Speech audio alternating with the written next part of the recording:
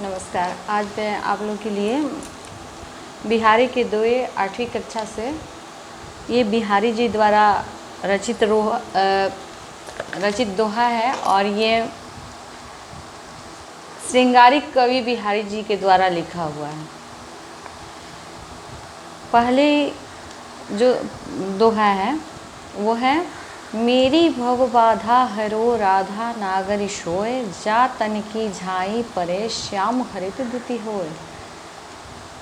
इसमें कवि का कहना है कि हे राधा, आपके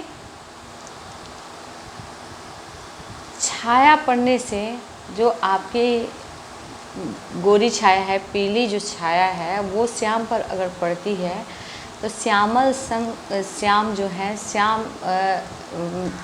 कृष्ण जो है वो सांवले श्याम जो है वो हरे दिखाई देने लगते हैं, यानी कि प्रसन्न दिखाई देने लगते हैं।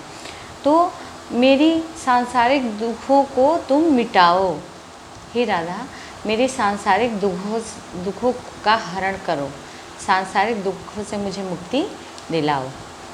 उसके बाद है, जप माला छापै तिलक, सरे न एको काम, मन कांचे नाचे वृथा, साँचे राचे राम।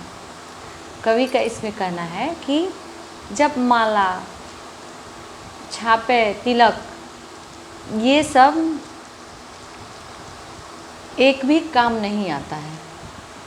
तिलक लगाना, जप माला करना, ये सब काम नहीं आता है, क्योंकि ईश्वर जो है वो मन के सच्चाई को देखते हैं, मन को देखते हैं, और जो मन का सच्चा होता है उसी को राम मिलते हैं, उसी को राम पसंद करते हैं, उसी को राम मिलते हैं। बतरस लालच लाल की मुरली धरी लुकाई, सोहंग करे सुभानु भव हनु हंसे, दैन कहे नटी जा।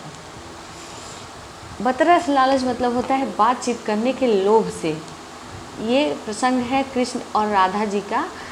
तो बात करने के लालच से वो कृष्ण की मुरली को क्या करती हैं, छुपा लेती हैं। और सौह करे सो भन हंसे, वो कहती भी हैं कि मैंने छुपाया है, दोनों हंसते हैं। और जब वो मांगते हैं, कृष्ण मांगते हैं कि मुझे मुरली मेरा लौटा दो, तो फिर वे देने के लिए मुकर जाती हैं, वो नहीं देती हैं। उसके बाद है,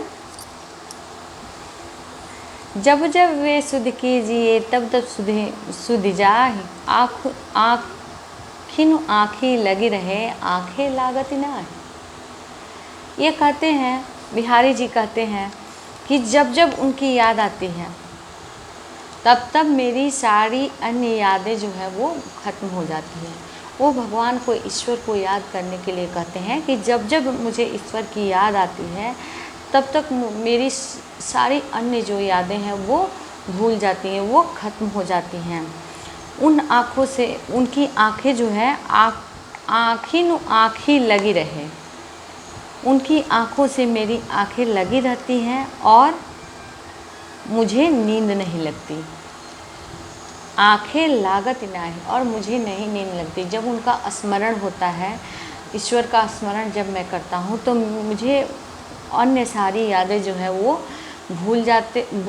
ख़त्म हो जाती हैं मेरी यादें, और उनके ही आँखों से मेरी आँखें लगी रहती हैं।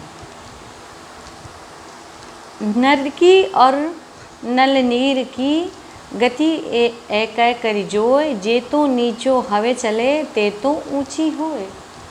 कहते हैं नर की, पुरुष की, और मतलब मानव की, और नल के जल की, नल नीर, नीर मतलब होता है पानी, तो नर नील की और जल की, जो नल के पानी की जो होती है, एक ही जैसा, एक ही गति होता है।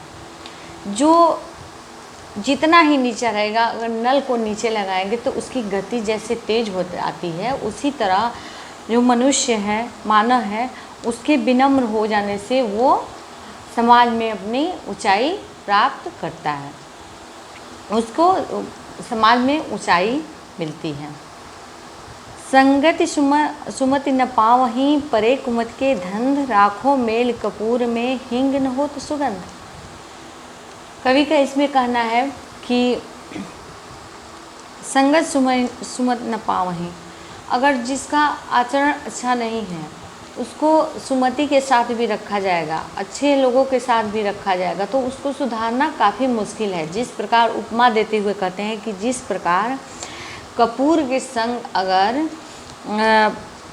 हींग रखा जाए तो हींग में सुगंध नहीं आ सकती है, उसी प्रकार अगर जो कुमति, जो मनुष्य आचरण विहीन है, खराब आचरण वाले हैं, उनको अच्छी संगति में भी रखा जाए तो वो सुधरने के काबिल नहीं होते हैं। बड़े नहूजे गुणन बिनु, बिरद बड़ाई पाए, कहत धतूरे सो कनक गहनो गढ़ो न जाए। कहते हैं कि बड़े नहूजे गुणन बिनु, गुण के बिना कोई भी बड़ा नहीं होता है। चाहे उसकी कितना भी हम लोग गुणगान करें कि वो बहुत अच्छा है, लेकिन वो अपने खुद के गुणों के कारण ही बड़ा बन पाता है। और जैसे इसमें उपमा देते हुए कवि कहते हैं कि जैसे धतूरे को भी कनक कहा जाता है, सोने को भी कनक कहा जाता है, तो कनक कहने से धतूरे का गहना नहीं बनाया जा सकता है। उसी प्रकार सिर्फ अगर हम कहते हैं कि आदमी गुणवान है तो उसका सम्मान नहीं होता है, उसका सम्मान नहीं मिल पाता है। वो अगर गुणवान होगा तभी उसका सम्मान उसे मिल पाएगा।